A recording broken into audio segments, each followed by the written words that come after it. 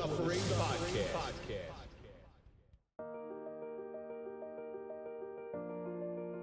The lens we see the world in is not always crystal clear. There are times when it's smudged, out of focus, or the wrong size. Always wondering why the image on the other side looks skewed. Compensation becomes our way of life as we try to adjust the settings. A slight tweak of the aperture or maybe a different filter does little or nothing to correct the issue. Day after day, we try to conform to the same field of vision of those around us. Until one day we realize that our field of vision is not like everybody else's. We see that viewfinder differently, but not wrong. We revel in our own uniqueness, ready to display our own individuality.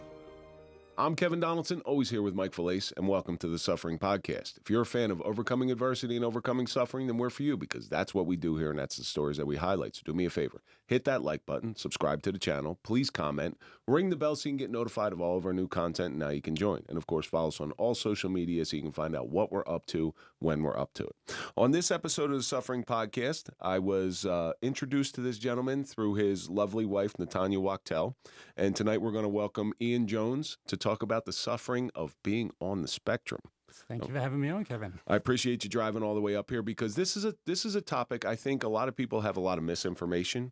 You know, when you hear somebody has autism or somebody's on the spectrum, they expect me to throw a bunch of matches or toothpicks out on the table and want you to count them. Or burn the place down. Or burn the place down, or take you to Vegas and go count cards so we can get some money.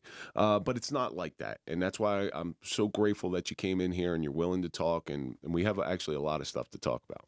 So I'm looking forward to it. Before we get into anything, let's throw a big shout out to our marquee sponsor. That's Toyota of Hackensack. We don't trust anybody as police, and we certainly don't trust anybody as podcasters, but we do trust the guys over at Toyota Hackensack. So if you're looking for a car, go to toyotahackensack.com and let them find you a car. Also tell them Suffering Podcast sent you.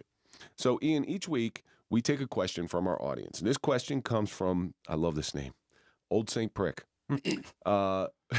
What does purpose mean to you? I think the word purpose has a different meaning to everybody. And I grabbed this one because I'm always interested to find out what that word means to different people. So what's purpose mean to you? We were talking a moment ago offline about Marcus Aurelius, and one of his meditations is basically to move through life from one socially useful act to the next. And that's what I aspire to as purpose. He is an amazing, I've read Meditations, and he is an amazing human being. So if I'm looking for a topic for Instagram Live, I'll read Meditations. And, and the cool thing about Meditations, from what I've read, the history of how that was written, that was just a diary that he wrote to himself. It was never meant to be published. Yeah. So all those thoughts were genuine that came out of his head. And having read some of the people that were either his teachers or that inspired his teachers and so on, and theirs is very much more lessons. Here's a personal note to himself. And isn't it amazing how relevant that stuff is? The things he said to himself are things I can legitimately say to myself a lot of the time. So when I was teaching high school, we were reading The Marriage of Heaven and Hell by William Blake. All right, and in The Marriage of Heaven and Hell, there's something called the Proverbs of Hell. And I gave the class, I was a new teacher, and I gave the class this assignment that said, give me a piece of advice you think is going to be relevant 400 years in the future.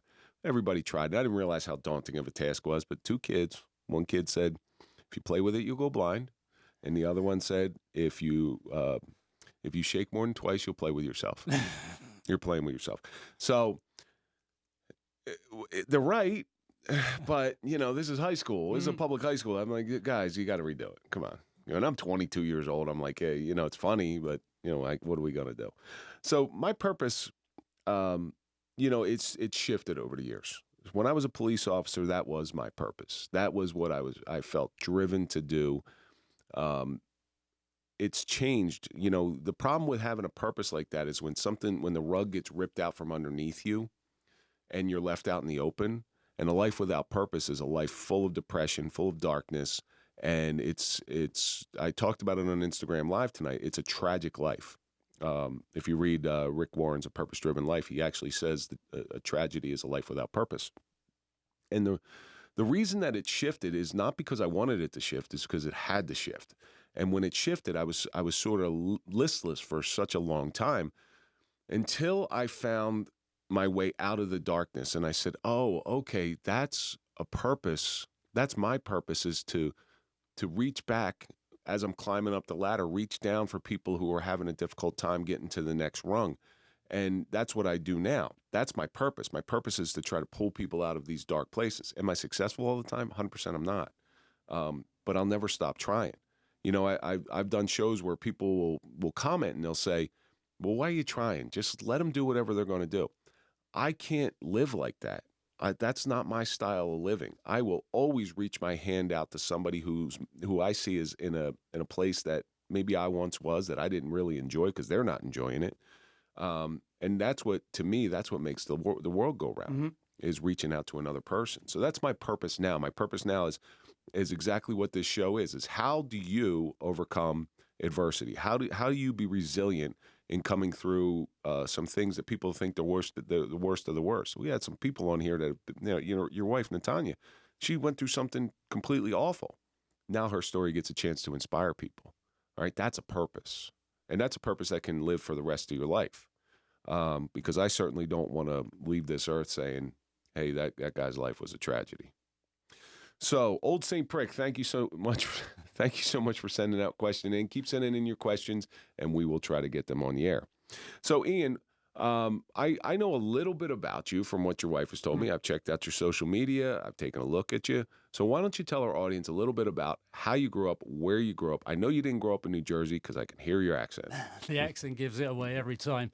So I was born in Manchester, but we moved fairly soon. I was about 3 years old. We moved to the south of England. So I lived in Kent and Essex, and Essex left me feeling grounded for fitting in New Jersey. The county of Essex and the state of New Jersey have a lot of similar reputations. So ultimately, when I came here, I felt at home. But you're a big Manchester United fan? I don't really follow soccer, to be honest. But I thought everybody in England follows soccer. It's just the way it was. A little bit, but then I moved to Manchester as an adult, and I worked with a whole bunch of Scousers and locals, and they said, "Oh, only the Malaysians love Manchester United." The local team is City, and I don't even know whether that's true anymore. Oh, wow. But so I was probably about 5 years old when my parents divorced. And from probably that point on, I was bullied in one way or another all the way through school. And frustratingly, one of the things I was bullied for was being gay. I'm not, but because I was tall and thin and blonde, the ignorant people around me saw that as being gay, and so I have a lot of sympathy for gay folks now. This is a really important question. How old are you? I am 56 now. You're 56 years old. Okay, so I'm 51, and we grew up in an era where it was not a positive thing to be seen as a homosexual or gay, and that was, even if you were, and that's why everybody hid everything in the closet. So the fact that they would bully you for being gay because you were a little maybe different, and people don't understand today, like if you call somebody gay, it's no big deal. But back then, that was a big deal. Are you ready to enhance your skills and provide the best care to those who need it the most? I'm Kevin Donaldson. I'm Sherry Alsip. Our trauma-informed training is here to help, and we've been traveling across the country delivering this essential need to departments and organizations of every size, shape, and makeup. We come to you with on-site training so you don't have to worry about travel or scheduling conflicts. This isn't just a class, it's an interactive experience. You'll learn directly from subject matter experts who teach from a victim's point of view, putting you in the shoes of those who have experienced trauma. This approach allows you to understand trauma on a deeper level and to better serve the individuals you work with. We'll guide you through new interview techniques that prioritize a victim-centered approach, ensuring safety and empathy in every conversation. And for those of you in law enforcement or other fields, our training includes post-credits, giving you the extra added value and recognition for your commitment to professional growth. We offer references upon request to show just how effective our training can be. Don't miss the opportunity to improve your understanding of trauma and make a real difference in the lives of those you serve. Get in touch with us today by going to sherryalsip.com and let us bring trauma-informed training to your organization. Together, we can make a lasting impact. it seemed to be a common line of attack. It wasn't one person that had the idea. It seemed to be fairly ubiquitous among the ignorant bullies that were in our school. So, and I think a lot of those left me emotionally scarred. Well, what would they say? Oh, it was usually just like violence, pushing down, puff, blah, blah, blah, arm twisting, hair pulling, just all the regular. It was nothing that caused me to go to hospital or anything like that. But to a young mind, that's rough. I'll tell you one thing, though. At around 10 years old, I don't know whether I cried a lot, perhaps, and that at 10 years old, I actually attempted to commit suicide in front of my entire class. What? I pulled a plastic bag over my head because they were all bullying me, and I couldn't take it anymore. Whoa!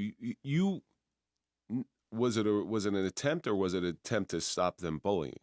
Was it, you know what I'm saying? Like, to you at 10 years old, it was probably very real. Like, you just didn't want to deal with this crap no more. Yeah, I can't be here anymore. I'm trapped here. The only way out is death. What? So you walked up in front of your class? Well, I was sat in my chair. I had a plastic bag, and I was going to tie it off and be done. That's a first. I've never heard that one in the studio in front of the class. And then, so did the teachers... I ended up with a conversation with the headmistress, and I have no idea what was said to the class. It didn't change very much. Nothing changed. Yeah. I mean, but this was the 70s, well, it was the 80s, because, yeah, it would have been about 1981, I guess. So you had to live with that. Now, other than being gay, did they or calling you gay, other than that, did they do anything else? Was it the way you acted at all, or was it just your appearance? Well, I think some of it is resentment too. It was an area, a time when nerds were hated and beat up on, and I was kind of smart. And so, being intelligent and tall and thin and not particularly heavy built, I was, and I imagine... I'm kind of projecting a little bit here, but some of the neighborhoods whose kids went to school with me were pretty rough. So there was probably horrible shit going on in those neighborhoods, and the kids were looking for, to beat down. They were looking for someone to pass the misery on to. So they're taking their power back. And the reason I know this is because when I was in grade school, I grew up in a really, really bad environment, and I was a horrible bully. I was a horrible bully.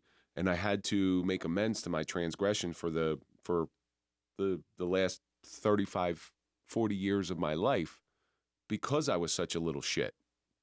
And the only reason that I bullied people is because I was not okay. That's the secret to anybody who's being bullied. They have to understand that the person bullying them is not okay. And once you do that, you flip a switch in your head. But to tell that to a 10-year-old, it's not going to land. Especially if you're cornered by a crowd. There's no escape from that. It may give some solace, and thank God for the HIB rules that we have now. I think school feels a lot nicer. I mean, I've got 5 kids, and they all seem to have a pretty good time going through school, and I'm glad things have changed. So in a lot of ways, kids today have it much better than we had it, right? They don't have to deal with that stuff. However, I have a 13-year-old and a 16-year-old. Where they have it worse than us is social media.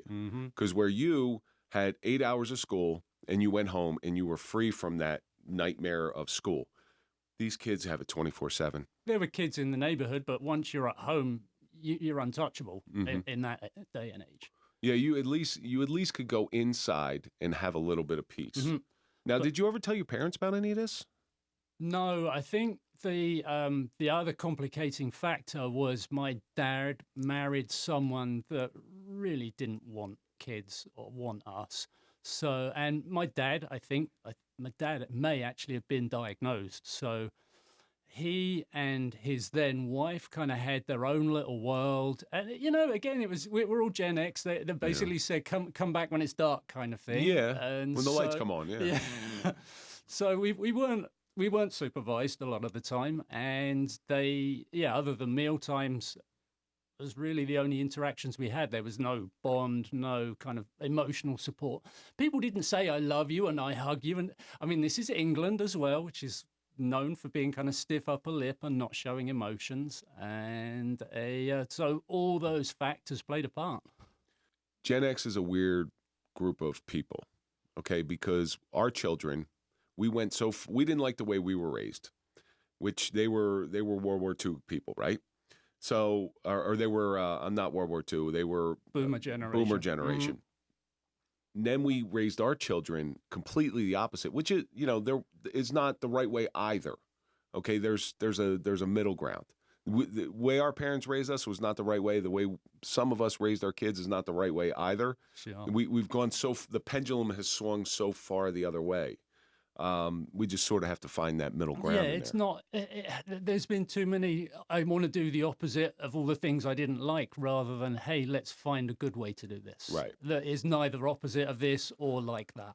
When we were growing up, it was only number one gets a trophy. Now, our kids, it's everybody gets a trophy, and that's not the right thing to do either. They have to learn how to lose, because they're not good. So your kids are going to be at somewhat of a detriment because they have the HIB standards in place. They're going to be at somewhat of a detriment because you, growing up the way you did, had to learn how to cope with it somehow. Like you had to build some sort of self-reliance and resilience in order to do that. So was there ever a time that you maybe fought back against these kids? No, I was always overwhelmed, and I guess I kind of understand comedians. Sometimes comedy and a joke or something to kind of like deflect might have gotten me out of trouble. Or nowadays I study martial arts, and it's given me a confidence in the way I walk and a peripheral and situational awareness that stops me getting into the kinds of state where I might be at risk of that behavior. Tragedy over time equals comedy. That's exactly what comedy is. You go through enough crap and you're able to twist it and deliver it in a certain way. And live through the experience, yeah. Right. And that's what you did. You lived through the experience. Now, did it ever change once you got into they call it secondary school, I guess? No, it was worse in secondary school.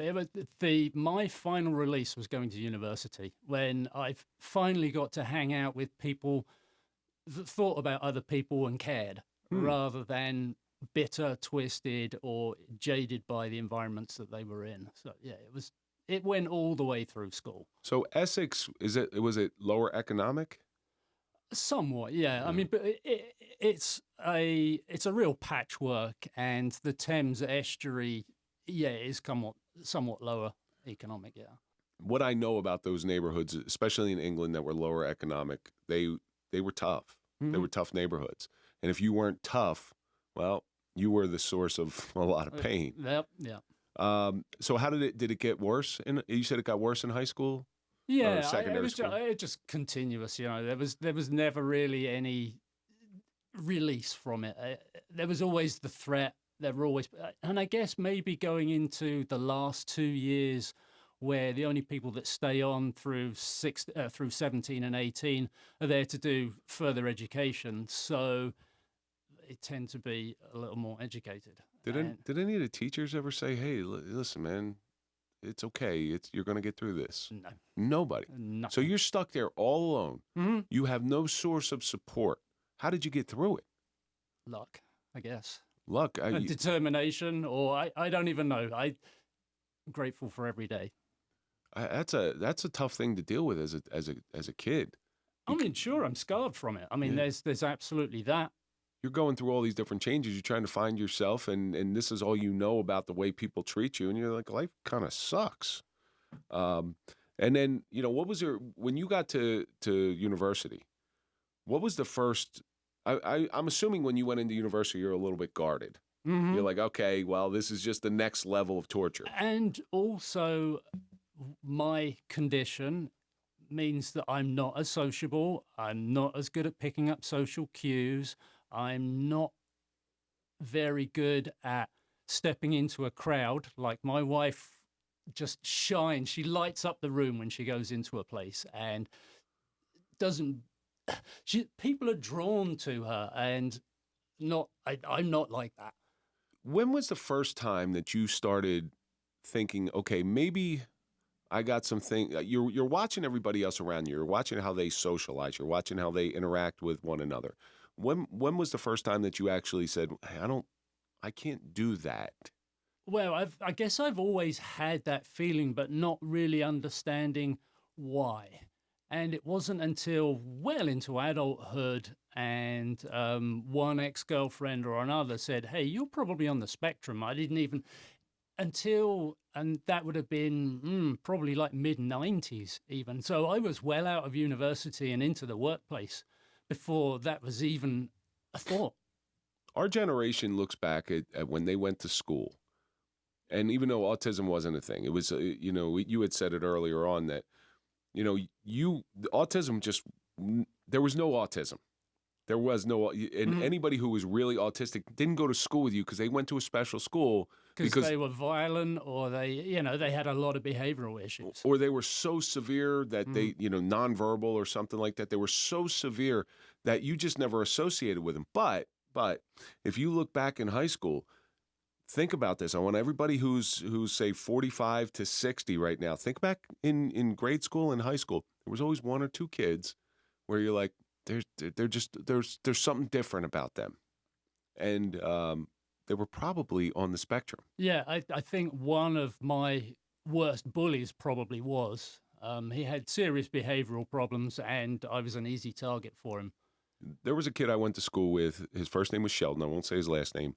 Him and his brothers, I am pretty sure that all of them were on the spectrum somewhat, but they were just different kids, but they were incredible engineers.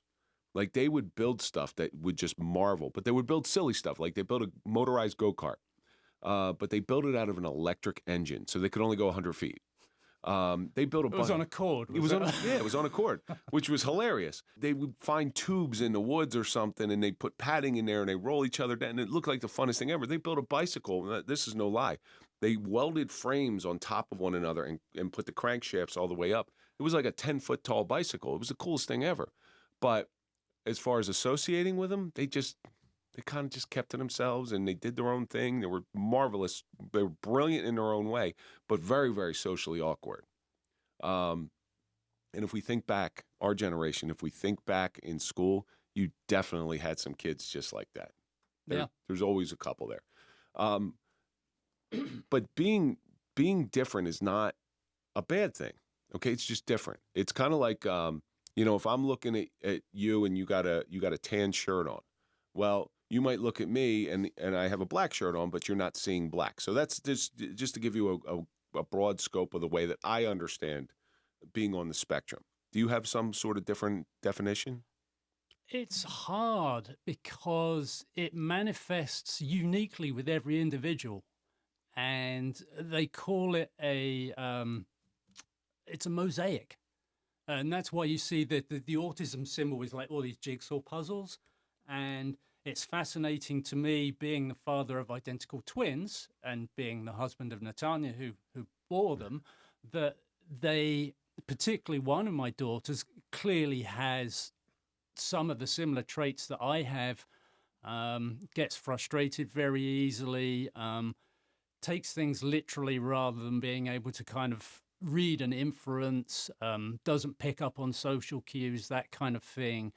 And yet even the other twin kind of has some other stuff going on as well. And it's a fascinating patchwork of Natanya's behaviors and her characteristics and my behaviors and my characteristics. And they all got kind of jumbled into a pile, mixed around and then divided equally between the two girls. It's fascinating to see that stuff because I look at my two boys, and my two boys they're similar in some ways, but then they're like one is ultra creative, but like sports. The other one is ultra athletic, but is somewhat creative. So they're pieces of me. And for you and Natanya to watch your twins be those equal parts and pieces of you, it's actually very fascinating and it's rewarding to watch. But they have life a little easier. So if you, growing up the way you did, maybe were encouraged a little bit differently, who knows, you could have thrived more than you have. If you were encouraged that way. Yeah. What if you could look back and say there was the one thing that you needed the most when you were going to school, what would it be? Oh, I don't know. That's impossible to say. I am so grateful for being here now, alive on this day, that I have to be grateful for that time. And I don't want to look back and say, if only, and so on. I'm thankful that I'm still here. I'm thankful that I have this life. And the only reason I have this life right now is because of that. That is, you just put the whole mission statement of our show, and suffering, while everybody looks at it as a bad thing, is not such a bad thing, because you seem like a wonderful person. Oh, thank you. Okay, and who knows, if you were given different treatment, maybe you grew up to be an asshole, or they'd have put me on drugs. Mm-hmm. And yeah, I mean, was it Ritalin or whatever it is that they put a lot of these kids on, which have horrendous side effects. And I am so grateful for not having those. But the reason I asked that question is not to look back to woulda, coulda, shouldas, is maybe a parent is watching this and seeing something similar going on, or a teacher's watching this and maybe giving them a little bit of a insight to somebody who's lived through this, to say, hey, you know what? It would have been great. Not to say you're ungrateful for what happened, but it would have been great if I at least had this. Maybe a teacher reaching out to you, or a friend just. I had some really good friends, and those were blessings. I think if a teacher had stepped in, I'd have been labeled a snitch. True, very true. And could have gone the other way. Yeah, I think that in that era, that would have been a more likely outcome. It's really hard for me to think what anyone could possibly have done in that time. And obviously times have changed since then. We've become more aware. We have kind of social work strategies and so on, and we have medication and all these things that are around now that just weren't there then. People weren't thinking about that then. It was different times. It's kind of hard to answer that one. It also could have, like you said, could have gone the other way, where let's say a teacher did step in and enabled however you were behaving at the time. It might have stunted your growth. Mm-hmm. It's very, very possible. So I understand that now, where you had to go through what you had to go through. So that's actually a pretty cool thing. So you get to university and you're finally starting to be around people who care about you and nurture you. What were some of the ways that you got exactly what you needed when you went to university? I was just amongst like-minded people that we socialized, and I don't know, went to there were a lot of bands that would come and play, so disco, lots of drinking alcohol and socializing, and yeah, there seemed to be just a larger number of people that were open and friendly and willing to engage and accept people's idiosyncrasies, and maybe also, yeah, just more tolerant, I'd say. I think that environment was just collected more tolerant people. That's what happens when you go to college. You start to get exposed to different ways of life, and you're saying, oh, this isn't what I thought it was. This is actually kind of interesting. And like, I grew up very racist, okay, because my parents were very racist. And it was I grew up in a very white neighborhood as well. And so you go to university and all of a sudden you're like, wait a minute, that's not what I was told these people are, this group of people. Or just suddenly there are all these other cultures, all these other foods. That was the thing that got me, is all these different foods from all these different cultures. And yeah, I want to know about that. I want to try that. I want to taste that. And so you have to get to know the people that make it. You start to experience life a little bit more. And a much broader sense of it, yeah. What did you study in university? Chemical engineering. Oh, man.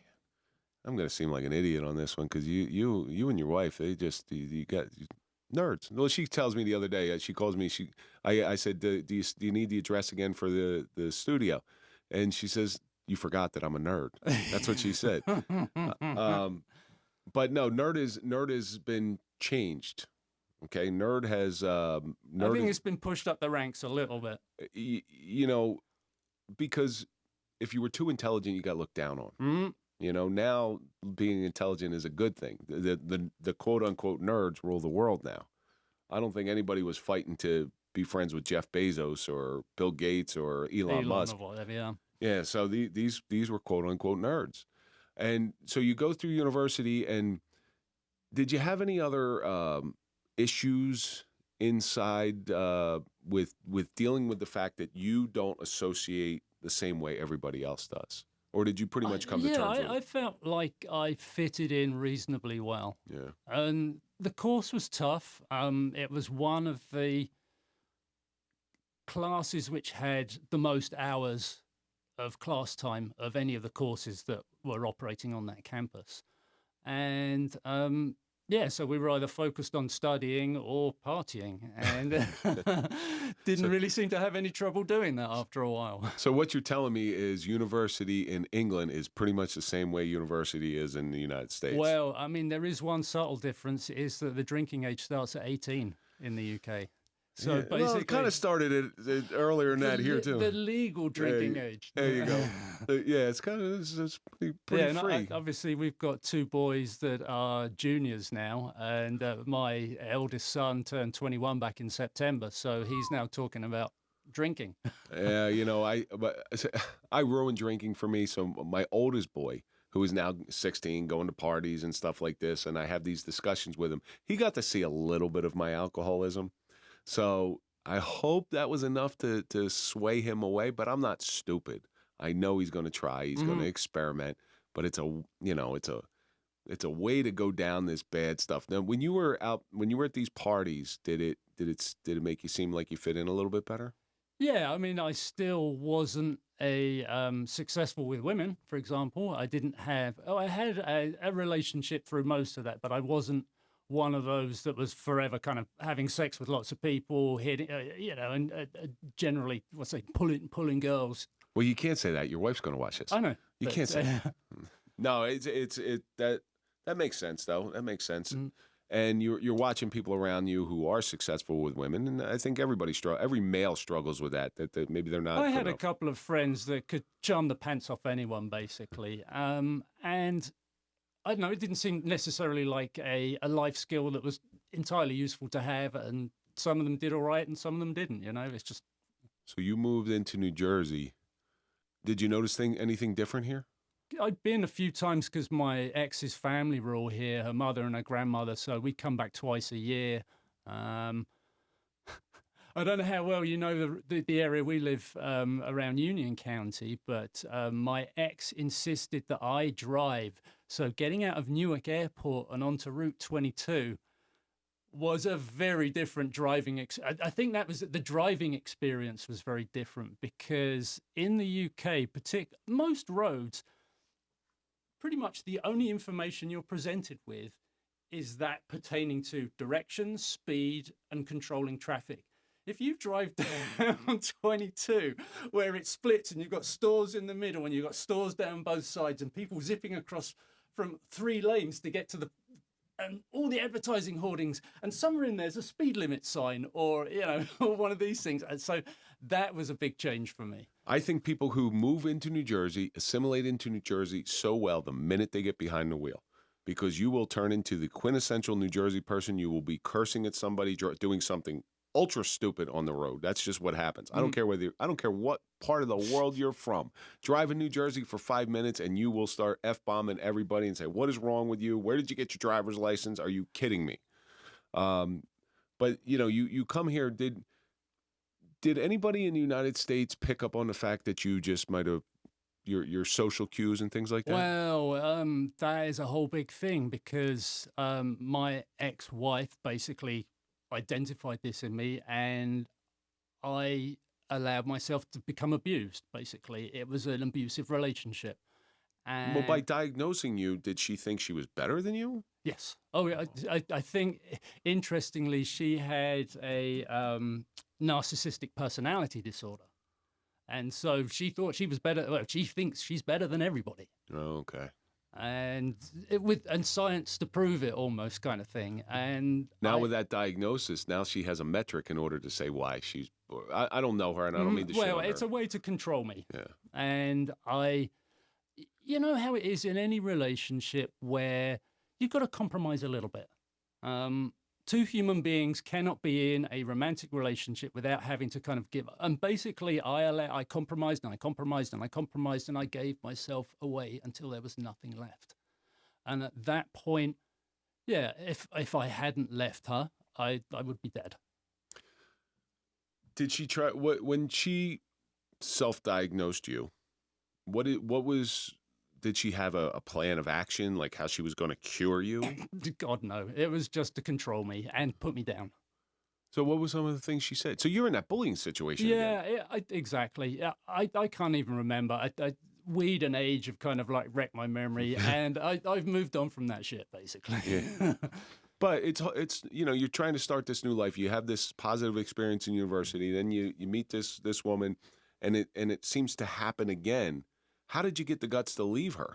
Well, Natanya helped me. She actually gave me an escape, a place to go, because I told my ex, hey, I want a divorce, and she said, you can't. Oh, this is the United States. Absolutely you can. Yeah, well, this was it. I mean, she had that much control over me, or she imagined that she had that much control over me that she could say, no, you can't have it. What was her reasoning for saying you can't? Because it was her. You can't do this to me, is basically her attitude. I am too important. I am too big in this world for that kind of thing, for my husband to leave me. Did she think it was going to give her a black eye within the community? Yeah, I mean, her reputation, I guess, whatever she perceived it to be, all her friends would talk about it kind of thing. Oh, and so I guess that was it. That's a horrible way to live. Mm-hmm. So you're right back. Did you have flashbacks of when you were young? Yeah, I mean, obviously, kind of. I spent that marriage, other than the kids that came out of it, was probably one of the darkest times of my life. How did you cope with all that stuff? Self-harm. So, such as? Cutting, striking, not big cuts. I don't have any barcodes or anything like that. Certainly not big ones anyway. I have a barcode right there, but that's not from cutting. Not the same. That's one from cutting. But that, what was the thing? Striking myself with a hammer. I did that a few times as well on the head. Did it work? No. But what was it? Hurt, and the pain felt good. So at least you're feeling something. Mm-hmm. At least you're feeling something that you can control. Yeah, exactly. Yeah. Exactly. So how did you take your control back? I left her. You left her. You just walked out. Yeah. Was it a fight with the divorce? Yeah, that was pretty brutal. And unfortunately, 3 years divorce took. The kids pay the toll? There was some stuff I'll maybe tell you afterwards about that one that was probably unfit for printing on the air. That's horrible. That's kids don't ask to be born, and that just it actually turns my stomach when they get put in the middle of that stuff. But then, so how did you end up meeting Natanya? She was our neighbor. Her son and my eldest were in the same grade, and she would babysit for the kids because I was working at the time. My ex was not. She did the La Leche League. She basically helped women breastfeed and so on, and various other social things that she did. And while I went to work, and so in any overlapping time when the kids came out of school, Natanya would take my son. When's the first time you opened up to somebody outside of your spouse that there's an issue here? Was it Natanya the first one you opened up to? Yeah, I guess so, yeah. Oh, wow. See, that's a dangerous thing because when you're opening up to somebody no, actually, I should be honest. I had an emotional affair before I met Natanya. Okay. And you were looking for something. I met someone online and just got into a conversation, and so that helped, and that person seemed really to care about me and basically inspired me to start divorce proceedings. Now, and please tell me if this is being too forward. Were you and Natanya in a romantic relationship before your divorce? Well, given that the divorce lasted 3 years, obviously, yes. Yes, obviously, yes. But prior to you walking out of that house? No. So this was purely a person who was just saw something going on, they didn't like it, and trying to help you out. Mm. That just makes it, first of all, it just makes Natanya seem like that much greater of a person. But nevertheless, that is, it's funny. Sometimes angels are all around us and you just don't see them because they're not visible yet. Mm. And she brings you in there. Did you see, you had to see her like some sort of an angel. she was a really cool, interesting person. She ran her own business. It was doing really well. And she was clearly very smart, and she's obviously pretty as well. And just engaging to talk to, and just pleasant to be around in a way that I didn't get at home. So you were finding something there that you obviously weren't getting at home. And when did the relationship turn romantic? Yeah, I can't even remember. I mean, it's going back 15 years now, so I can't think to quite when things started like that. Were you living with her? I stayed in her house, yeah. So it would have been right next door? Well, Natanya lived on the opposite side of the road. Okay. What? Ian, you got some balls, my friend. Mm-hmm. You're staying right next. You're living that close to the devil. Oh my Lord! How did that work out? Not great, and that's why we moved. Oh my gosh! What was some of the backlash on that one? Well, for example, when one day when my ex was backing out of her drive, she saw Natanya out on the street, and she basically drove the car at her. No kidding. Singing, "We're gonna run you over." Did anybody call the police? No. Well, I think there were a couple of things where we filed police reports. I don't know whether that one actually got it, because Natanya was kind of frightened of her at the time, and rightly so. And you move away with her, and now how long did it take Natanya to get used to your type of personality? We're evolving. We've always evolved, and as we get to know each other and have these new experiences, that we come to a better understanding. So it's been a gradual process, and it continues to be one. I feel bad for your kids. Your IQ in your house collectively between you and her is probably 300 above, and I'm like, your kids are like, the kids are pretty smart too. So it's like this is overachiever paradise. I always say they got their mum's brains and their looks.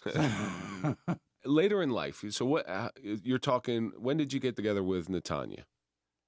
2012, 2013, somewhere around then. Okay, so you're talking 13 years ago. You're 43 years old, and you have this self-diagnosis where I'm autistic, and it kind of chips away, I guess, maybe at your self-worth when you hear something like that. There was nothing left to chip at. Oh, it was just I was already kind of pretty much rock bottom. It wasn't going to make things any worse, and in fact, it kind of helped, because I started to learn ways to kind of manage and mitigate, and at least understand why things were uncomfortable, even if I couldn't do anything about it. What were some of the tools that you used to finally, at this, you're starting to hit the back nine of your life, right? So what are some of the tools that you're finally learning in order to mitigate these issues that everybody sees? It's kind of hard to say, because a lot of the things are kind of hard-coded. They're things I learn, I have to learn how to respond to, like weird things, like accepting a compliment. Okay. So having a script to thank you rather than something self-deprecating or something quite negative. That was so. Have you seen the movie The Accountant? I have not. Okay, so Ben Affleck is autistic, and his father is a military man, and his father basically trains him on how to live amongst everybody else and not show these signs of autism. He has patterns, he has odd social skills. But his dad has trained him enough to fake it. It's not his natural reaction. Mm-hmm. When somebody says something, it's not his natural reaction. There's a term for that, I believe. It's called masking. Okay. And it's what most autistic people do. And I think a lot of adults do that. In order to switch from one social group to another, you must kind of mix between one group of people. Yeah, they'll talk different. Yeah. Most basic one is you talk differently. Mm-hmm. I talk differently around my three other friends than I do in the general public, because basically it's not appropriate to say the F word every 5 minutes. So I see it as kind of an extension of that. It may be a little more faltering than a neurotypical person might do when they were code switching, and there may be still gaps in the delivery of it still show up as kind of weird or odd, or every now and then I'll still say something weird or inappropriate and not know it, just something thoughtless that'll come out, and but now it makes you unique. Yeah, I think one thing that I tried or has benefited me when I was in engineering, I was actually a safety professional, and so had to do lots of kind of stand-up safety talks, and not to talk at people, but to engage them in conversation. I had a great boss who was very keen on pushing the responsibility of safety to every individual. And through him, it taught me to talk more slowly. And the benefit of that is obviously if people don't pick up what I'm putting down, it's easier for them if I talk more slowly, and it gives me a little time to think. And a little bit of a self-check. And a lot of what I do, I think, from an autism point of view is a few moments of self-checking or looking for a previous experience or a set of rules I can use when I'm put in a new situation. Doing things like this has got to be very difficult for you. But that's the great thing, right? What I love about it is you're willing to go ahead and do it. You know, I can't imagine in a world where this has got to be somewhat comfortable to you. No, and bless Natanya. Back in December, a friend of hers, Douglas Rushkoff, had an open mic event that was for kind of journalists and that kind of thing. And she basically voluntold me to go on it. And I thought, okay. And I had some ideas about what I was going to talk about. And then a couple of days beforehand, I hit one of the UFO subs on Reddit. And the whole New Jersey drone thing was going on. Oh, my gosh. So I did my thing about New Jersey drones and talking about when you see one of these things, does it sound like a helicopter? Does it have FAA regulated lights on it? It's not a drone.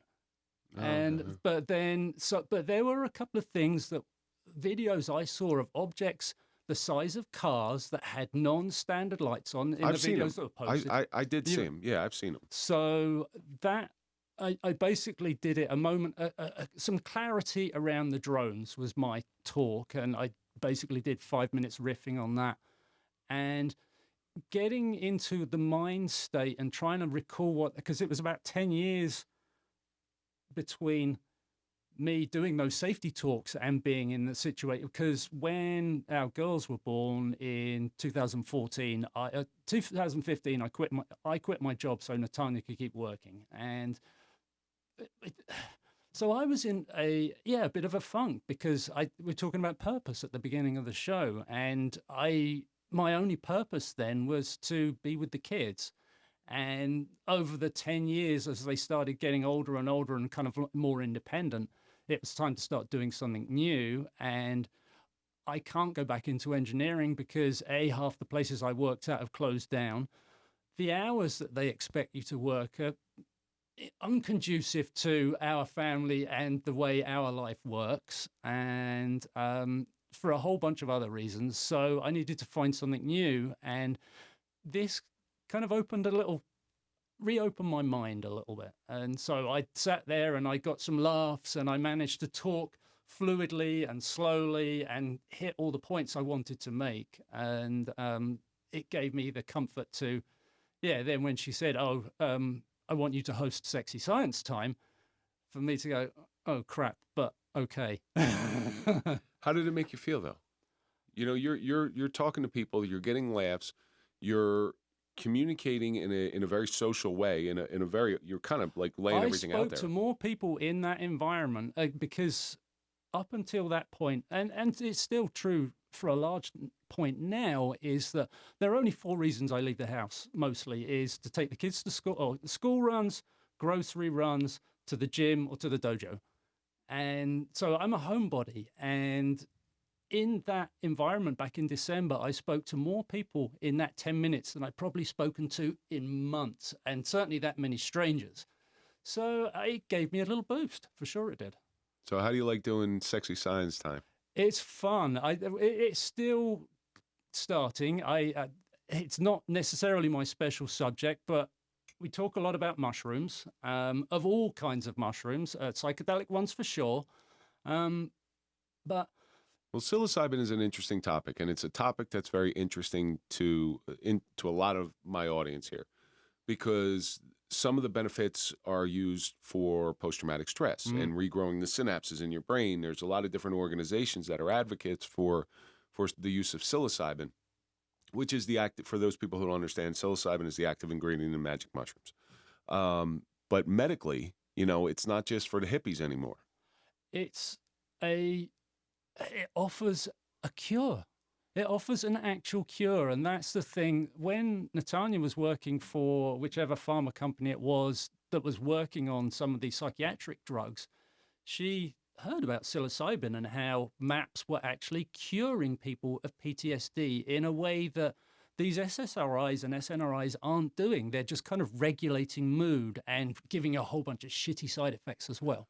Awful. Because that's what they put me on after my shooting. And eventually you develop a tolerance to it, or it stops working, and then you have to switch to another one. And finding therapists, finding the right drug, managing the side effects, and getting more drugs to manage the side effects. So here is this cool thing that's been around for longer than animals have been around. Mushrooms and psychedelic mushrooms have been around since before animals. So this natural substance that has a whole bunch of other cool stuff in it, like selenium and potassium and other stuff that's really good for your body, in addition, does that really cool thing where psilocybin gets into your, when you digest it, it turns into a chemical called psilocin, which is a mimic of serotonin. But it does something even cooler. When it gets into the brain cells, it actually makes them grow. It makes the neurons grow. And that's how you learn. That's how you can reframe some of those experiences, the traumatizing experiences, when it's done on a high dose. On lower doses, on microdoses, obviously it doesn't have quite the same impact. But for me, it has helped me be more creative and to navigate my condition and learn. And also what it's done for my relationship with Natanya, how we're much more creative in how we problem solve as a team rather than competing with each other, and resolving things in a more thoughtful and creative way. So it's good stuff. I've watched a photo of a brain map with somebody with horrible trauma, post-traumatic stress. It doesn't differentiate what it is. And then pre-use of psilocybin, and they did like a 6-month study with psilocybin, macro dosing, and you watch the brain map there, and it's a completely different brain. So it actually does heal. And I've never done it. I think it has to be done with therapy to really get the full benefit of it. People do just kind of self-medicate with it and get good health results. But I think for PTSD, it's really got to be coupled with a program, because the therapy and learning how to apply what you've learned as a result of taking the trip is really what gets you to the cure point. I mean, so how does it differentiate from like a ayahuasca or a DMT or? I don't know how those other substances affect the neurochemistry in the brain. I think all give kind of like a bump start on that ego death thing, but I can only talk about how psilocybin changes the neurons. I don't know whether the others do that. Or whether they do something else, but it's that sense of when you take one of those large doses and you have what they call ego death, and you lose any sense of self and body, and you become part of the infinite. And a lot of people report seeing and I took LSD in my youth, so I kind of recognize some of the sensation where you're not a body anymore. You're just like a point in an infinite continuity surrounded by love. And I think, and there's an experience that goes beyond that you're never able to put back into words. The experience is so profound that when you come back down, you aren't able to explain it, but you're changed. Well, that's what DMT, which you hear it referred to as the God particle. Mm-hmm. Because people will often talk to God under that stuff. Yeah, the entheogenic thing. Yeah, absolutely. You either meet I hear with ayahuasca that it tends to be some kind of like female spirit But yeah, that you get to basically talk to God or beyond. So have you've done the LSD, and have you done the psilocybin? No, I tried I tried to do it, but because I have microdosed, my tolerance is kind of high. Okay. And the dose I took wasn't big enough to kind of get me over the hump. Do you find that helps as far as mitigating those social what you describe as being socially awkward? Do you find that mitigates it a little bit? Yeah, I think what it does for me is one of the things that it does for anyone, I think, is it kind of like speeds up your mental processing just a little bit. Not a lot, a few percent, but it just gives that ability, that few extra moments to what is that person thinking? What are they really trying to say? How can I make them feel at ease with my weirdness? And I don't know, think of a joke or whatever it is that kind of like disarms the situation. So that's what I feel what it does for me. I would be remiss in it if I didn't ask this question. Are there any side effects? No. No side effects at all. Is it chemically addictive in any way? No. So here's my thinking with that question. Post-traumatic stress is, and living with it for the past 13 plus years, is one of the worst things you could live with because you just have to learn to manage it. Now you're telling me there is something out there that is actually making a dent that can make it more palatable, that can make it more manageable. So even if there was a side effect, well, that is much better than what you're living with now. So why not give it a shot? So why isn't this stuff, from your research, have you ever find out why this stuff isn't legal? I'm in danger of getting a bit cynical here, and the healthcare system here is, I think there are too many moneyed interests in this because basically anyone can grow it. It doesn't cost a lot of money. These magic mushrooms are actually pretty inexpensive to produce. And so the only way you can make money at it is if you can synthesize a chemical derived from it and get FDA approval for that. And so we're left with a situation where the thing which I think really helps is the whole mushroom. And there are things in it like the dietary fiber and the selenium and the potassium and all these other things and other chemicals that we don't even know yet are there, and they have positive effects that shouldn't be like eliminated because you're trying to get at that one chemical that does that one thing. So there's problems with how you develop a treatment regime in the US and in anywhere in the Western world using mushrooms as a whole thing. And so that's part of the problem. They got to figure out a way to make money off of it. That's what they got to do. But we don't want that. You don't want that, but they do. Yeah, and here's the thing. A lot of the people, shouldn't be, especially for something so inexpensive. This kind of treatment, this kind of healing, and the number of people that have PTSD, the number of veterans out there that are struggling, and here's this thing that, with a little bit of help, would give relief for, and probably the most expensive part would be the therapy. Even if it's 1% relief. Okay, let's say it only helped that person with post-traumatic stress 1%. Well, guess what? That's still a step in the right direction. You know, and I have a feeling it does much more than 1% from the studies that I've done, and I have studied it. I completely concur with you on that one. And I'm going to go take a sideways slant here, because there's another mushroom that I feel quite profoundly about that has the same issue, which is turkey tail mushrooms. And these have an ability to boost cancer resistance. And so in Japan, they, in addition to the Herceptin and tamoxifen, particularly for breast cancer, but it's good for a whole bunch of other cancer treatments as well, if you supplement with turkey tail mushrooms, the survival rate goes up by 10 or 11%. Which, again, if you're the one with cancer, I'll take whatever you can give me. But you will not hear that mentioned in the US. Wow. I firmly believe that planet Earth gives us all the tools we need in order to survive as long as we're supposed to survive. I do believe that. Somewhere along the line, people have tried to make some sort of financial gain, and it sort of ruins everything. So, And gatekeeps it as well. well, that's the other thing. It's like you can only get it from me. Yeah. You know? So we have to come back and talk about a whole episode full of mushrooms, because this stuff's fascinating to me. I'm always looking at new research. I'm always trying to find new different ways of healing. And this to me sounds like it's if it's not the step, it's at least a step in the right direction, better than what we're doing now. Agreed. Yeah.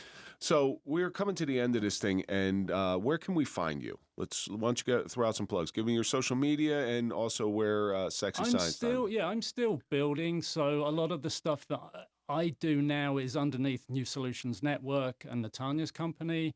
So New Solutions Network, YouTube, obviously. We're on LinkedIn.